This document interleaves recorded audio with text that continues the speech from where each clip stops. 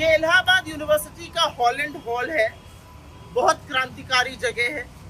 यहीं पर आज हमें पहले परमिशन मौखिक रूप से दी गई थी छात्रों की गूंज कार्यक्रम करने की, फिर परमिशन कैंसिल कर दी गई। ये प्रशासन का डर है और ये डर अच्छा है मेरे हिसाब से। हॉलैंड हॉल बहुत ऐतिहासिक है, बहुत क्रांतिकारी जगह है, क्योंकि यहीं पर क्रांतिकारी भगत सिंह ने आकर मीटिंग करी थी जब लाला लाजपत राय घायल हुए थे और सॉन्डर्स ने उनके साथ वो बर्बरता की थी।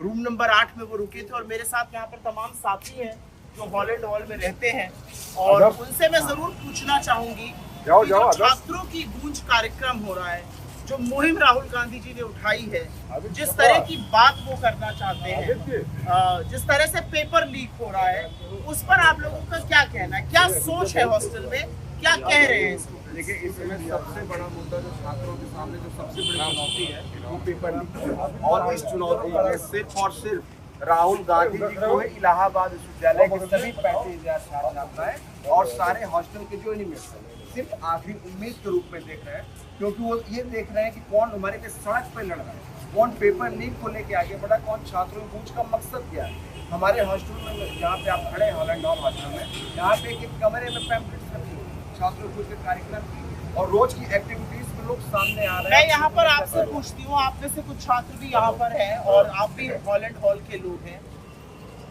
जिस तरह से पेपर लीक हुआ और उसके बाद जिस तरह से सरकार ने जो छात्र अपना हक मांग रहे थे उनका दमन किया, आप सबने टीवी पर देखा, तमाम सोशल मीडिया पर ज्यादा चला, कैसे छात्रों को दौड़ा दौड़ा कर पीटा गया।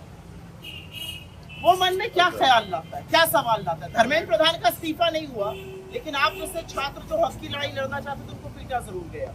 देखिए, यहाँ हॉलैंड हॉल छात्रावास में जितने भी छात्र हैं, जो हम लोगों ने देखा कि दिल्ली में हमारे भाइयों को जो पेपर लीक के खिलाफ लड़ाई लड़ रहे हैं, ऊपर जब लाठीचार्ज हो रहा था तो हमारे नौजवान छात्र प्रयास किए दिल्ली जाने के लिए। यहाँ पे तमाम छात्रों को अरेस्ट किया जा रहा था और स्टेशन पे पकड़ के गिरफ्तार कर लिया जा रहा था छात्रों को, और दिल्ली अपने पेपर लीक की लड़ाई के लिए हम लोग को जाने से रोका गया है। यहाँ आपको क्या लगता है धर्मेंद्र प्रधान का इस्तीफा क्यों नहीं हो रहा है? मैम, इसलिए नहीं हो रहा कि ये सरकार शुरू से इस मोड में है कि हम अकाउंटेबिलिटी जीरो, शुरू से कि हम एक तरफा शासन चला रहे हैं, दो तरफा। इधर नीचे से जो बॉटम अप अप्रोच है उसका कोई मतलब नहीं, ऊपर से जो वो थोप देंगे वो हमें मान लेना होगा। ये वो साबित करना चाहते हैं इस पेपर लीक के मुद्दे में भी, जबकि वो जानते हैं कि पेपर लीक हुआ है और पेपर लीक लगातार हो रहा है। आप क्या पढ़ते हैं यहाँ पर? मैं यहाँ पर पॉलिटिकल साइंस का स्टूडेंट। और कहाँ से हैं आप? मैं यहीं प्रयागराज से रहने वाला हूँ। मेरा ये मानना है कि जब पेपर लीक होता है, और राहुल जी ये बात बार बार कहते हैं, जब पेपर लीक होता है तो सिर्फ एक छात्र का हौसला नहीं टूटता है, पूरा परिवार टूट जाता है, क्योंकि किस मुश्किल से माँ बाप आज की तारीख में पढ़ा रहे हैं, एजुकेशन महंगी है, यहाँ पे रख के। आपके घर पर पेपर लीक पे चर्चा होती है? जी मैम, जब से इस बार से राहुल गांधी जी ने पेपर लीक के खिलाफ लगातार आंदोलन के छात्रों को जो कार्यक्रम लाए, ये घर घर कनेक्ट हो रहा है। और क्योंकि घर के लोग परेशान हैं कि जो छात्र हैं, जो लड़के हैं, लोग पढ़ रहे हैं, लगातार नौकरी नहीं मिल रही है, पेपर लीक हो जा रहे हैं, तो घर वाले परेशान है। क्योंकि हम लोग मिडिल क्लास से आते हैं तो एक मनी भी एक सीमित है और पढ़ाई लिखाई में बाधा भी होती है। देश की सबसे बड़ी पंचायत जो देश का सदन है, वहाँ पर मांग है विपक्ष की कि व्यापक चर्चा हो, सरकार आकर बयान दे, सरकार इस पर बहस करे और धर्मेंद्र प्रधान का इस्तीफा हो। आपको लगता है कि ये जायज मांगे हैं? बिल्कुल जायज मांगे। और आपको क्या लगता है नरेंद्र मोदी जिम्मेदारी से दोबारा से भाग रहे हैं, जैसे किसानों के टाइम पर भागे थे, जैसे स्टूडेंट के टाइम पर भागे थे?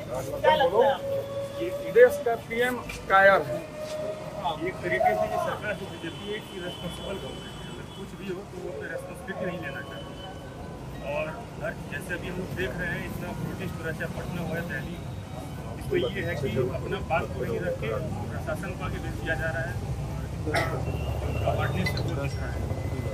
जैसे लगता है कि डेमोक्रेसी खत्म हो गई है, सरकार तानाशाही सरकार चल रही है, जो फैसला लाती है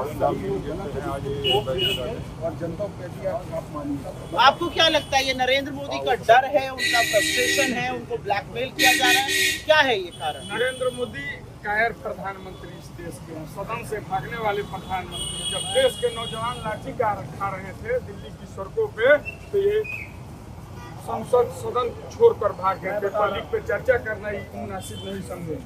लगातार छात्र आंदोलन कर रहे हैं, दिल्ली के सड़कों पे नौजवान छात्र आंदोलन कर रहे हैं, लाठी चल रहा है, ये सरकार बात करने को इतनी मोटी जाम के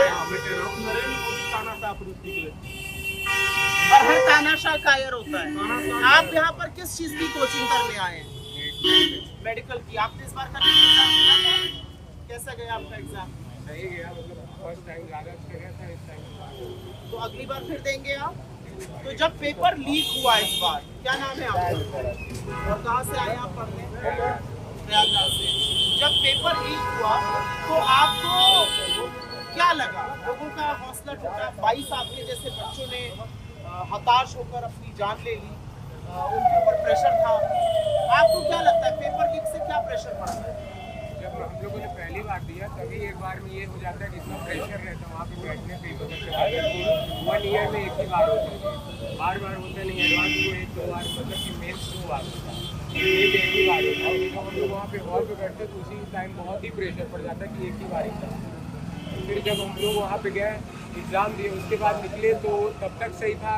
फिर जब हम लोगों ने चेक किया कि हाँ सही आया, उसमें 8 दिन बाद जब इसके बाद ये पता चला कि फिर से वो एग्ज़ाम हुआ, तो मतलब एक तरह से फैमिली प्रेशर भी पड़ता है, रिलेटिव प्रेशर भी पड़ता है, सोशल प्रेशर भी पड़ता है, और खुद को भी एंजाइटी होता है, फीलिंग आती है। ये हिंदुस्तान का भविष्य है और ये हिंदुस्तान के वर्तमान है, और ये सब एक स्वर में एक ही बात कह रहे हैं, पेपर लीक बंद हो, ध्वस्त शिक्षा व्यवस्था के बारे में सोचा जाए और नरेंद्र मोदी अपनी जिम्मेदारी से मत भागिए, धर्मेंद्र प्रधान का इस्तीफा हो और सरकार की जवाबदेही तय हो। हॉलैंड हॉल जो एक क्रांतिकारी हॉल है इलाहाबाद यूनिवर्सिटी का, जहां पर भगत सिंह ने आकर रूम नंबर 8 में वक्त गुजारा। यहाँ के क्रांतिकारी साथियों के साथ आपसे सबसे बात करके अच्छा लगा, क्योंकि एक उम्मीद है कि देश का युवा तो बोल रहा है। देश का युवा वो व्हाट्सएप अंकल नहीं बनना चाहता जो व्हाट्सएप पर फर्रे पढ़कर भ्रमित हो रहा है। आप लोग बोल रहे हैं, इसी बेबाकी से बोलिए, इसी बेबाकी से सोचिए, और आपको ऑल द वेरी बेस्ट। मैं पूरी आशा करती हूँ कि अगले साल नीट का पेपर हो, ढंग से हो और आप एक बहुत बढ़िया डॉक्टर बने। All the very best. जय हिंद।